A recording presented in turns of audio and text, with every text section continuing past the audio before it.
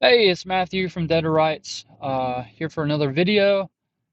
I am leaving work, so just gonna try to do another one of these, and hopefully you can hear me and there's no audio issues. I will at some point try to get this figured out. But I've heard a lot about Donald Trump recently. Of course, he's the president, so you hear a lot of things about him.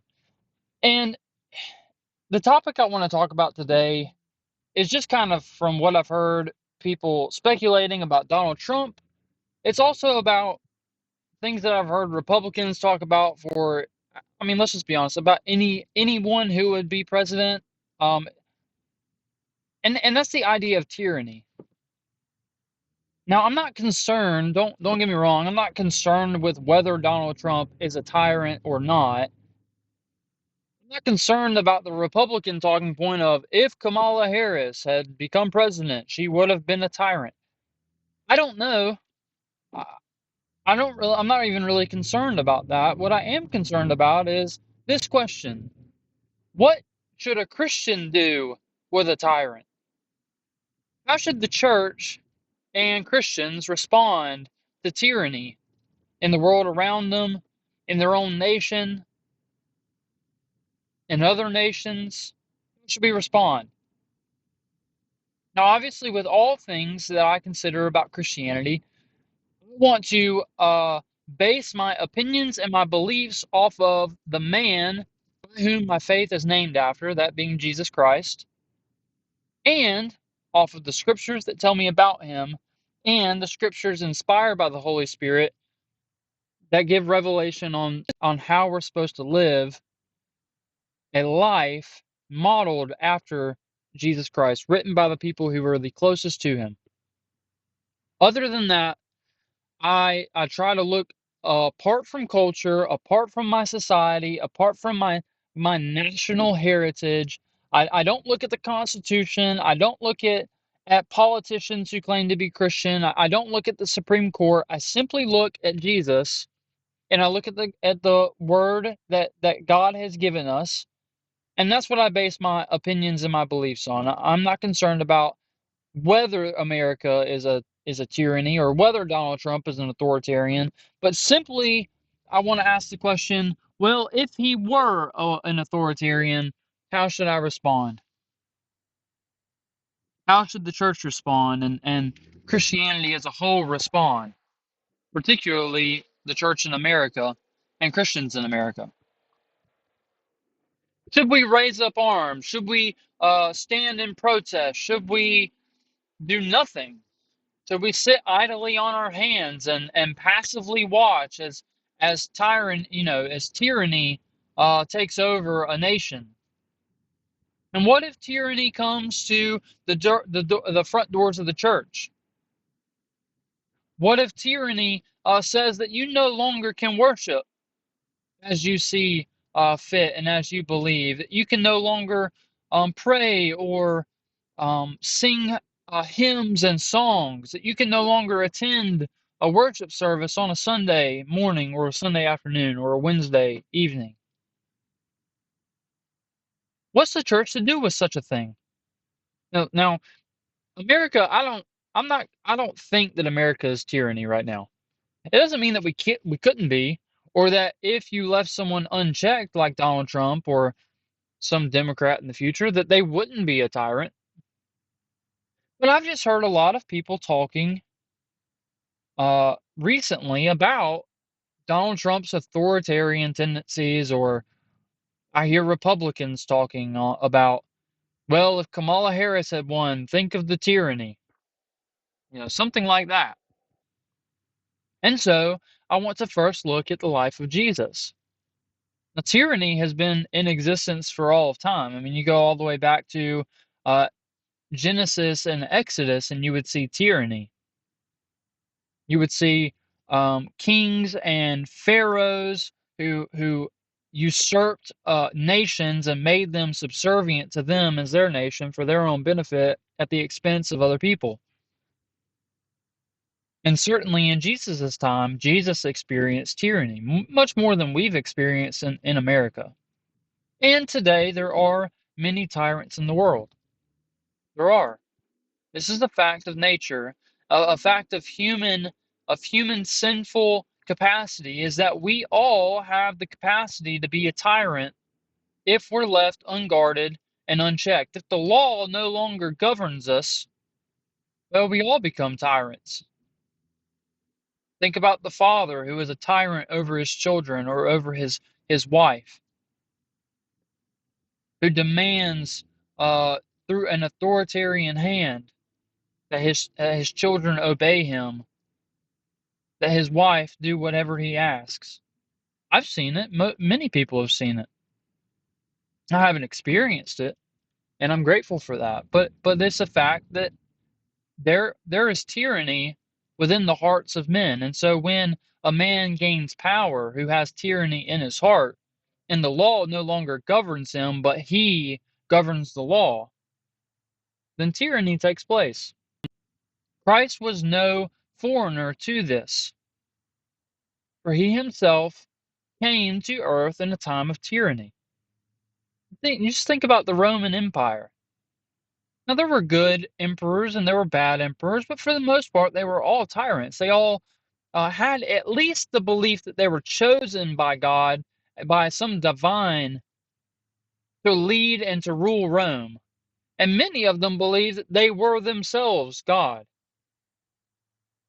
In fact, one of the criticisms of Jesus was that he claimed uh, a deification of himself, which was in opposition to Caesar and Caesar's claim.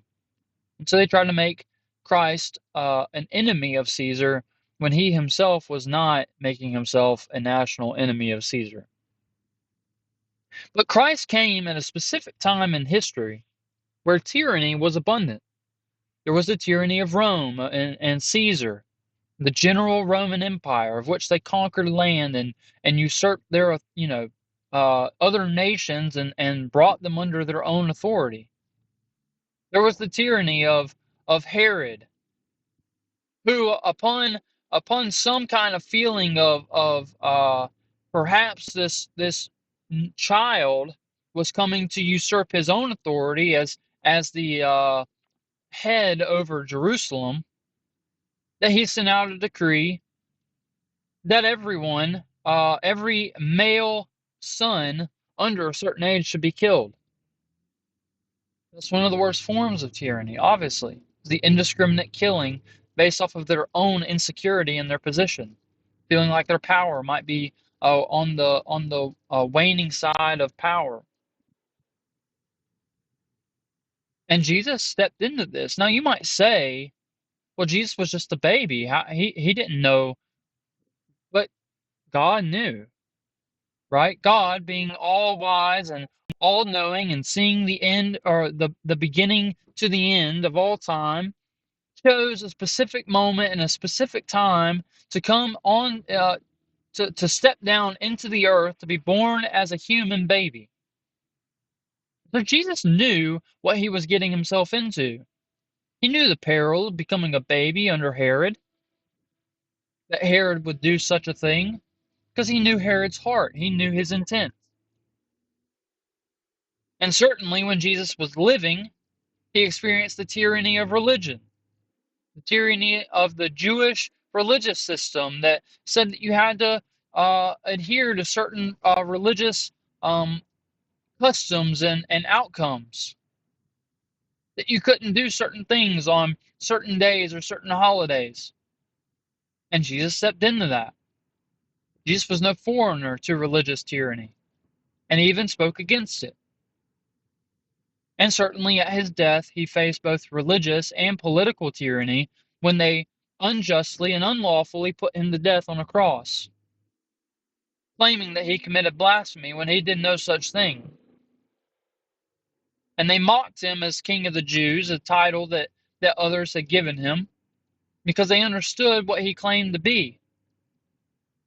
And so Jesus died under the tyranny of men. How did Jesus live under their tyranny? Did he seek to usurp their authority? Did he challenge the emperor of Rome? Did he challenge Herod and his rule? No. But even when John the Baptist was arrested unlawfully by Herod and soon sentenced to die, and he sent his disciples saying, "Are you the one for whom we're supposed to be looking for, or should we look for another?" Well, John the Baptist was asking the question, "What do I do, Jesus, with this tyranny? Aren't you supposed to be king? Aren't you supposed to liberate me?" And certainly, his disciples, even Jesus' disciples, had this question too about whether he was going to liberate Jerusalem from the rule of Rome, to free them from the tyranny of man. And Jesus did no such thing. Does that mean that Jesus was idle in his assault against the evil of this world? Well, no, of course not.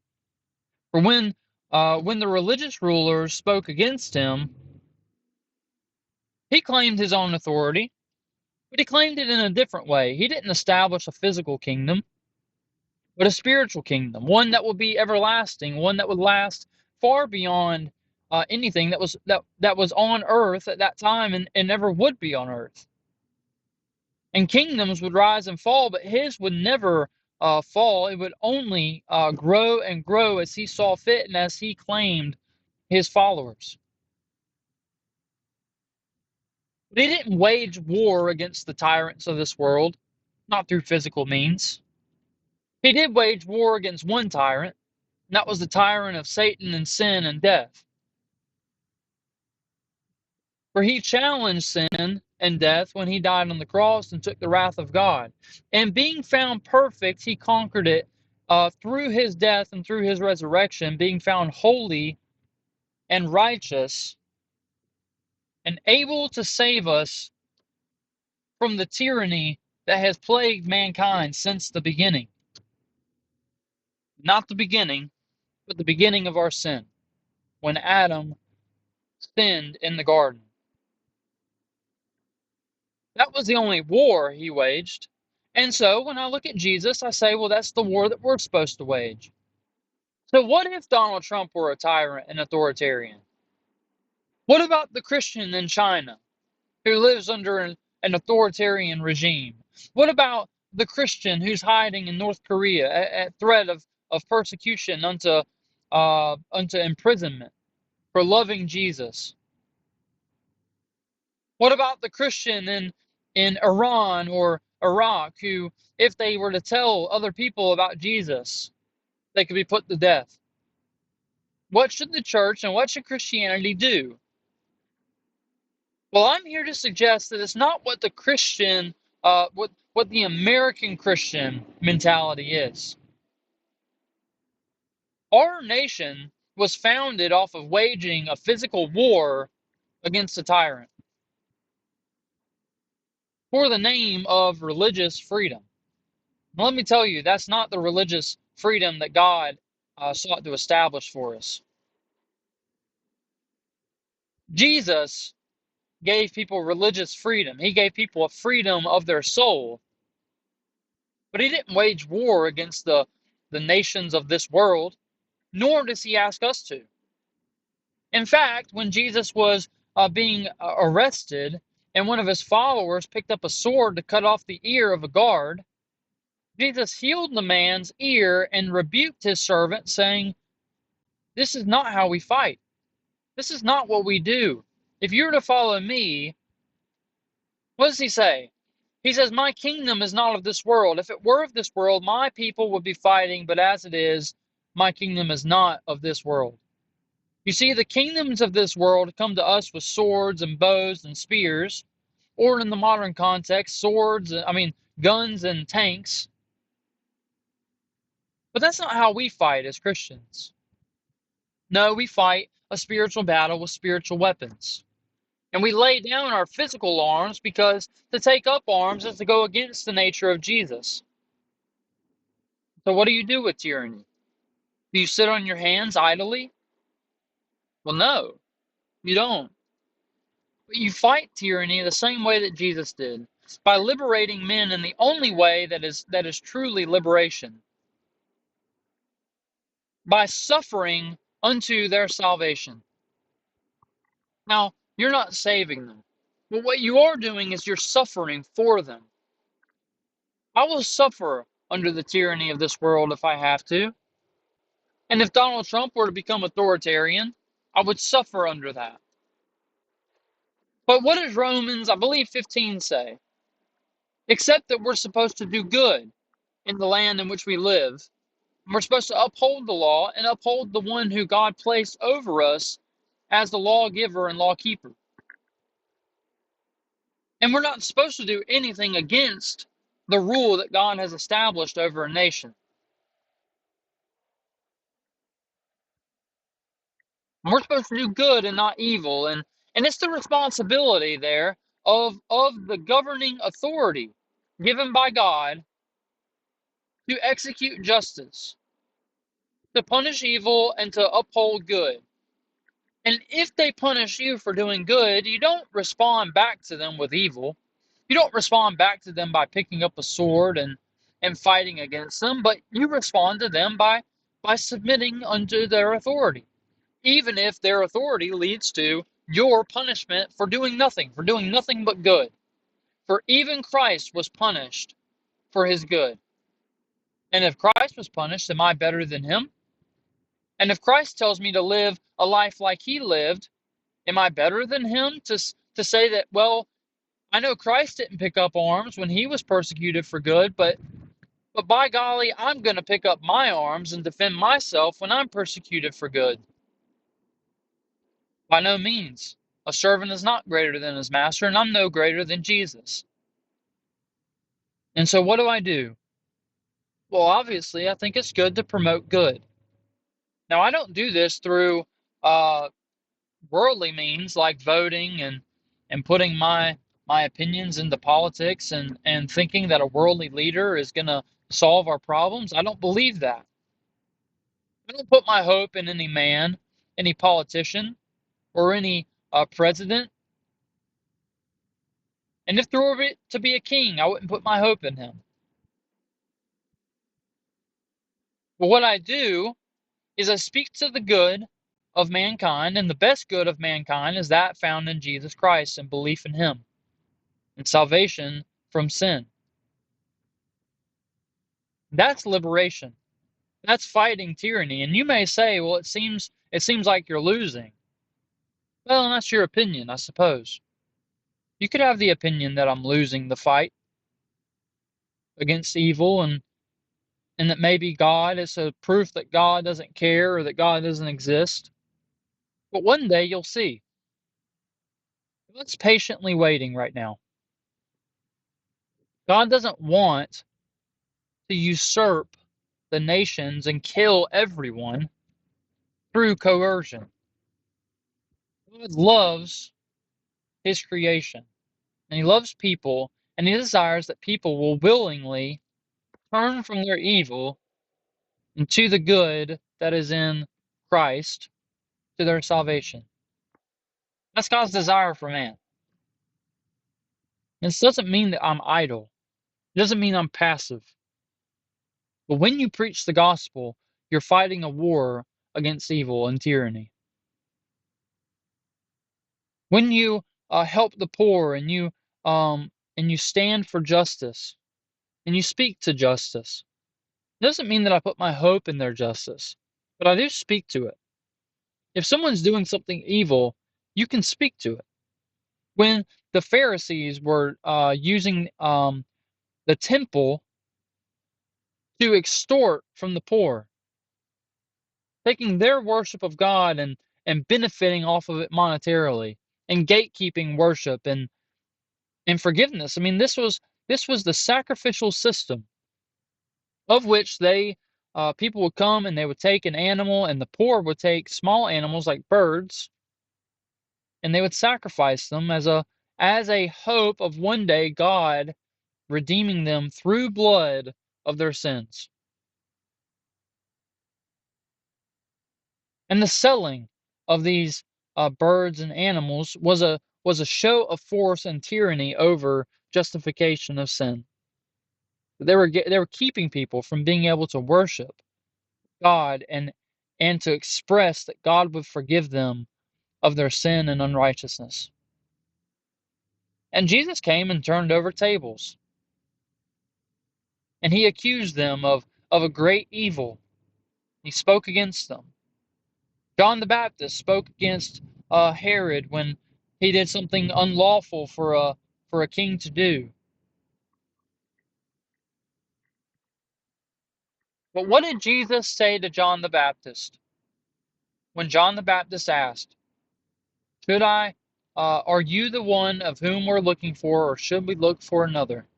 That's the question we're asking, right? Is this Christianity really the solution, or should we look for another solution? Is living like Jesus enough to fight tyranny, or should we also pick up our arms?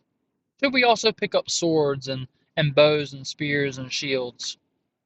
Should we fight a physical battle because the spiritual battle doesn't seem to be quite winning yet? Isn't that what John the Baptist was asking? In a roundabout sort of way.